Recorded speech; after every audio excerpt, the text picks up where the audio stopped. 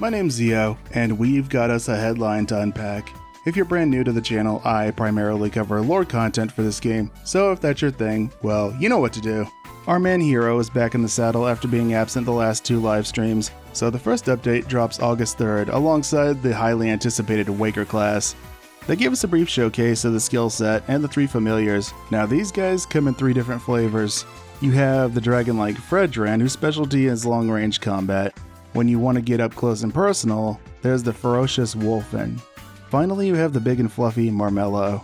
This guy's here to soften the blows from your foes and clap back with its own spicy counterattacks. Each familiar has its own focus meter. Like always, I'll have a detailed overview once I've had a chance to level and get a feel for the class. We're also getting mini episodes featuring the main characters. We'll get to know our friends on Alpha a little bit better here. So you thought Emperor Rappy and Great Rappy were gone, didn't you? Well, just like Captain, these birds show up in trials, but they're pretty rare though. Some of the cocoons will have a rank 2, plus some added challenges. They're also nerfing the HP of mobs inside yellow triggers. On top of that, Battle Dia triggers won't be region specific anymore. They're also bringing us new add-on skills that confer different buffs like potency and PP. There's also a sub-effect like enhanced movement speed while charging. Now these are generated at random in exchange for class-specific X cubes and a little bit of cash. We're also going to have assist NPCs that fight alongside us in combat zones whenever there aren't many players around. They're also adding some other nice features like being able to change the background in your ARC's ID. That was the first part of August. On August 17th, we're getting a new quest dubbed Cannonball Rumble. This will have you killing mobs to spawn cannonballs that you'll use to blow up a set number of targets before the timer runs out. It's a different experience each time you go in, and you don't even need triggers. On that same day, they're introducing an event called ARCs Records. These will have you competing against your fellow ARCs in certain events, and your rank is based on your performance. So for example, the first one will have you shooting for your best solo score in the Geometric Labyrinth. These will happen at certain times throughout the week. You'll get records badges based on how well you do, and you can trade these badges for some nice goodies, like Kaiser Mark I weapons. These won't be as strong as the regular Kaiser weapons, but since they're treated as the same series, you'll be able to use them for multi-weapons. New region, of course, means new mining rig defense, and we're getting that on the 24th. This one will have you traveling greater distances, so effective floating board usage will be the key to victory here. You'll also fight a new boss in addition to hordes of other powerful foes.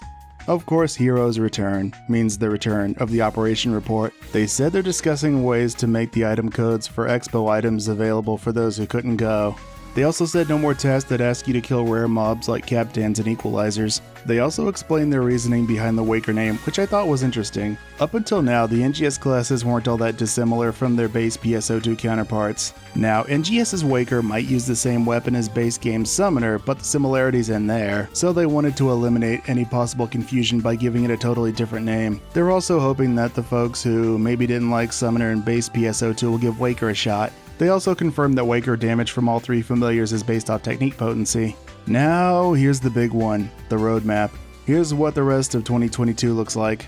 In keeping with their usual bi-monthly pattern, the moon gazing event will take place in September. They're also bringing back the randomites, which were a big hit during the first anniversary event. They're also rolling out floating board races in addition to Cannonball Rumble Part 2. In October, we're getting level 65 plus higher rank areas for all 3 regions. We're also getting new mini episodes. On top of that, we're getting crossover scratches with other game developers. I wonder what non-SEGA collaborations we'll get here. November brings us the autumn event plus more high difficulty training quests. We're also getting some anime crossover scratches here.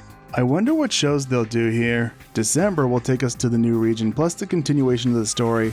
We're only going to go to level 70 this time around. I do recall them saying they were slowing down on level caps after Kvarls, so that means we might be level 80 by this time next year as opposed to 90 or 100. They also told us that housing and gunblades were coming sometime after next spring, so by that time we'll probably have level 75 as well as high rank zones in pretty much every region. I also imagine we'll learn where our next adventures will take us by that time. Next headline will be August 30th, just in time for the arrival of our new PlayStation friends.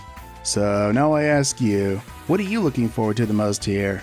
You know how much I love chopping it up with you guys in the comments section and on the streams. As always, thank you so much for watching. I hope you enjoy the rest of your day. And remember, to thine own self be true. Until next time, farewell.